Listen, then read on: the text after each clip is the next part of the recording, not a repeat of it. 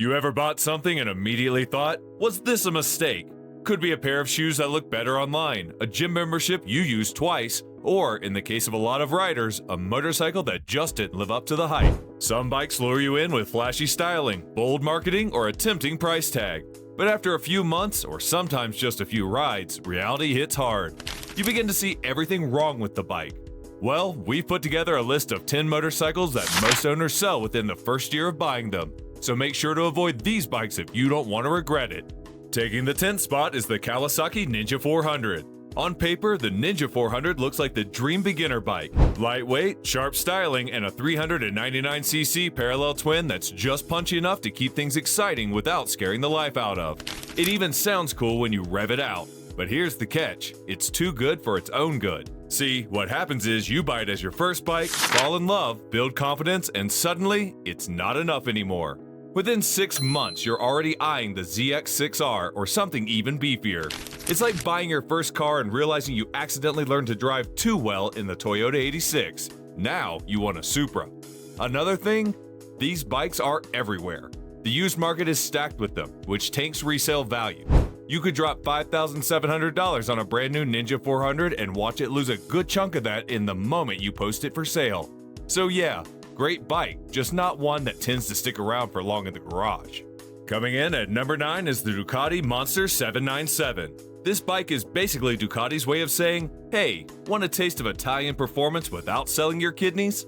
It's got that classic Ducati charm, exposed trellis frame, sculpted tank, 803cc L-twin engine, all the right ingredients. But the dish doesn't always come out right. What tends to happen is this. People buy it expecting the raw, emotional ride that Ducati is known for, but the 797 plays it a bit too safe. It's kind of like ordering espresso in Rome and getting a decaf latte. Decent power? Sure. About 73 horsepower, which is fun in the city and on highways. But once you get past the badge and the pretty face, it starts to feel like you're paying $10,000 for a bike that rides a lot like something $2,000 cheaper. Also, it lacks a lot of the tech and refinement that's now standard on competitors. No ride modes, no traction control, just ABS and vibes. Many owners ride it for a few months, then decide they either want more power or something that doesn't demand as much in maintenance costs. Because, yep, it's still a Ducati. Those oil changes and Desmo valve checks aren't cheap. Next up at number 8, we've got the BMW G310 GS. Now, here's a bike that gets a lot of attention for one reason. It's got that iconic GS look without the wallet-draining price tag. You see it and go, dang, I can be an adventure rider for just $5,900? And yeah, technically you can, but reality kicks in really fast. With a 313cc single-cylinder engine making just 34 horsepower, the G310 GS looks way more adventurous than it rides. It's like buying hiking boots and only ever using them to walk the dog. Great for city commutes and light gravel, but if you actually try to live that full-blown adventure life, it starts to struggle. Wind buffeting, engine buzz, and a top speed that makes semis look threatening on the freeway? Yeah, not ideal. And the thing is, most riders buy an adventure bike want to go places. But after a few months of riding and realizing it's not quite up for the job, many start selling it. Next up at number 7 is the Indian Scout Bobber. This bike right here is the classic case of Instagram sold me a dream. The Scout Bobber looks like pure attitude on 2 wheels. Blacked out styling, low profile, chunky tires, and a seat height that makes you feel like you're about to slide into a bar fight. It looks mean. It feels cool. But the minute you try to ride it for more than 20 minutes, you start asking yourself some tough questions. Let's talk ergonomics, or rather, the lack of ergonomics. The Scout Bobber has this aggressive, slam-down stance that looks fantastic but absolutely destroys your lower back. Foot pegs are pushed forward, handlebars are a weird stretch, and the seat is about as padded as a folding chair at a punk show. If you're under 6 feet tall, your wrists hurt. If you're over 6 feet tall, your knees hate you. No one wins. It uses the same 1,133cc V-twin as the regular Scout, pushing out around 100 horsepower. So yeah, it hauls. But the suspension is stiff, the ride is harsh, and Indian didn't bother giving it much ground clearance. You catch a pothole or a speed bump at the wrong angle, and you'll be checking to make sure your tailbone's still attached. And here's the kicker, it's not cheap. The base price is $11,800, but most people end up tacking on a few grand in accessories just to make it livable. By the time you add a more comfortable seat, a windshield, and maybe some bags, you've crept dangerously close to $14,000. It's good for social media, but it's not practical. Sliding into number 6 is the Suzuki GSX 250R.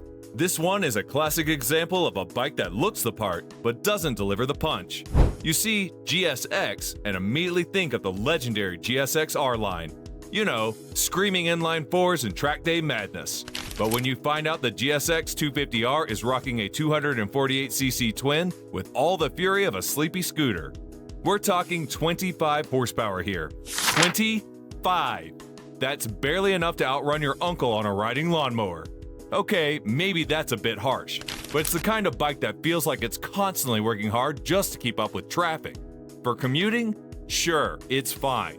But for fast riding or highway cruising, you'll be full throttle 90% of the time. And that's the issue. Most people buy it because it looks like a sport bike, but once they realize it doesn't ride like one, they check out fast.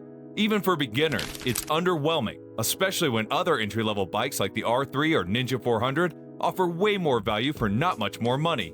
The GSX 250R is around $5,000 new, but depreciation kicks in hard. After 6 months, it's a struggle to sell it for $3,000. Before we continue, if you want to see more videos like this one, subscribe to this channel and turn on the notification bell. Coming in at number 5 is the Ducati Pentagal 1299. The Pentagal 1299, one of the most stunning machines Ducati has ever built. It looks like it came off a showroom floor and a red carpet. It's got that Italian drama, the raw power, a 1,285cc L-twin pushing around 205 horsepower, and a sound that'll make grown men emotional. So what's it doing on this list? 2 words, overkill and upkeep. First off, this bike is a beast. It's unforgiving, aggressive, and honestly not that friendly to ride unless you're on a track or really know what you're doing. Twist the throttle just a hair too much and you're kissing the pavement. It demands respect and precision, and most street riders aren't ready for that kind of responsibility. Second, and this is where things get painful, it's expensive to own. Maintenance isn't just pricey, it's Ducati pricey. Then there's the fact that earlier models had some technical issues, like timing chain tensioners and oil system failures, which led to a few recall headaches. I've seen riders buy this bike as a flex, thinking it'll make them feel like a MotoGP god.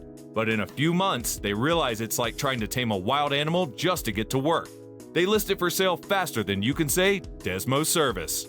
Sitting at number 4 is the Harley-Davidson Street 500. This bike has so much potential. Harley wanted to lure in new riders with something smaller, more affordable, and urban. The Street 500 hit the market at around $7,500, which was practically entry-level pricing for the brand. Sounds like a win, right? Except it wasn't. The Street 500 ended up feeling like a Harley that had its soul watered down. It had none of the signature rumble, barely any chrome, and honestly, it didn't even look like a proper Harley. The 494cc Revolution X engine was fine, but it lacked the character you'd expect from a V-twin. It was quiet, tame, and a little buzzy. Most riders said it felt more like a generic metric cruiser than something with that Harley magic. And don't even get me started on the build quality. Budget Harley meant budget parts. Cheap switchgear, sloppy welds, and that odd riding posture that made you feel like you were being punished for riding slow. A lot of buyers were excited to finally get into the Harley scene, only to realize they weren't riding into the club. They were standing outside in the rain with the wrong jacket on. At number 3 is the Indian Scout 60. Now, don't get me wrong, the Scout 60 looks incredible. Classic cruiser styling, low-slung seat, and that iconic Indian badge. You see one and think, yeah, that's a real bike right there. But once the honeymoon wears off, a lot of owners realize they might have fallen for the looks a little too hard. The Scout 60 packs a 999cc V-twin with around 78 horsepower, which sounds solid on paper, and it is fast in a straight line. But that's kind of where the fun stops. The suspension is too soft, cornering is bad, it feels like you're trying to steer a bowling ball through peanut butter. And comfort?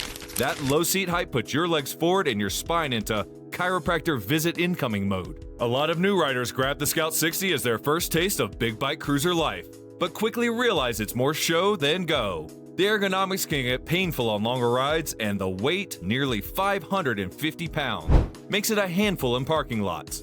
Starting price is just under $11,000, which sounds okay, until you add in the basic accessories you need just to make it practical.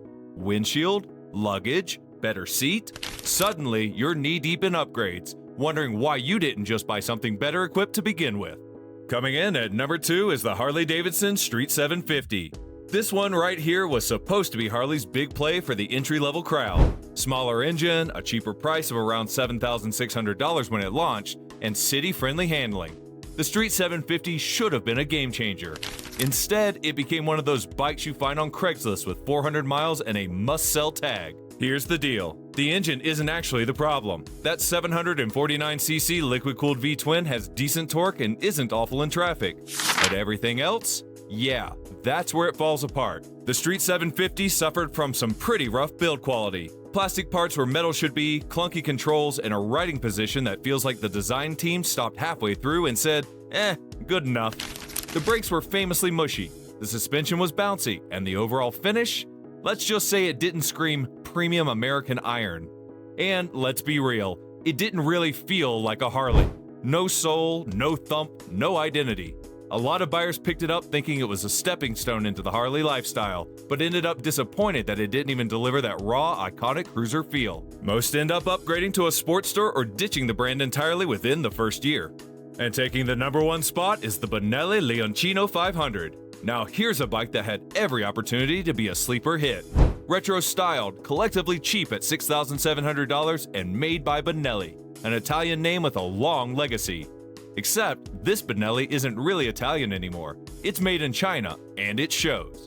The Leonino 500 looks amazing, especially for the price. It has that Scrambler Cafe Racer hybrid style that turns heads. But once you get past the visual appeal, things start to unravel. The 500cc twin-cylinder engine makes about 47 horsepower, which would be fine if it didn't feel like it was always trying too hard. The power band is awkward, the throttle response is inconsistent, and the gearbox is chunkier than a gas station sandwich. Then there's the build quality. The switchgear feels like it was designed by someone who's never worn gloves. Paint scratches if you look at it wrong, and while it might start out riding smooth, give it a few months and you'll start hearing mystery rattles and vibrations that make you second-guess every bump in the road. The worst part? Part availability and dealer support are pretty hit or miss. You break something or need a warranty fix, and suddenly you're knee-deep in forum threads and long shipping delays.